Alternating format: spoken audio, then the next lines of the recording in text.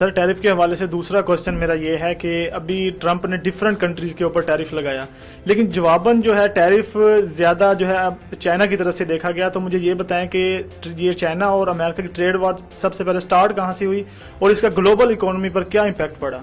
دیکھیں بیسیکلی اگر آپ کمپینز دیکھیں نا ٹرمپ کی، تو ٹرمپ کا ہمیشہ سے موقف یہ تھا کہ بھائی ہم عموماً جیسے یورپین یونین کی بات کریں تو آئی تھنک وہ امریکن کارز کے اوپر 10% یا سم تھنگ ٹیکس لیتے ہیں، لیکن امریکہ ان کی کارز کے اوپر 2.5 لیتا ہے. یعنی امریکہ عموماً ٹیرف جو لے رہا تھا وہ کم لے رہا تھا، ٹھیک ہے.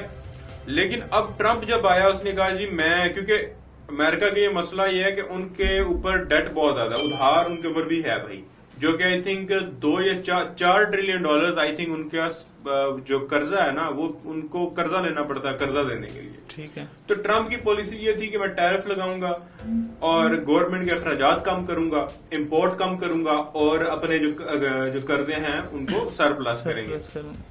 تو جب یہ حکومت میں آیا تو پہلے تو لگا تھا کہ بلنڈر ہے کہ ووٹ کرنے کے لیے، تو اس نے آتے ساتھ ہی نا کینیڈا اور چائنا کے اوپر ٹیرف لگانا شروع کر دیا، اور جواباً پھر چائنا نے بھی اس کے اوپر ٹیرف لگایا. لیکن جو پہل کی اگر ہم دیکھیں ابھی جو پہل کی وہ امریکہ نے کی، جو آئی تھنک 15% تھا نا، اگر 15% تھا، 15% ٹیرف لگایا. اب چائنا نے جواباً بھی، کیونکہ ٹیرف کا جواب انہوں نے ٹیرف سے دے دیا، تو ٹیرف کی جنگ جو ہے وہ ابھی کینیڈا، چائنا، اس کے بعد میکسیکو ہو گیا اور یورپی یونین تک بھی خبر آپ کے سامنے ہے. ٹھیک ہے.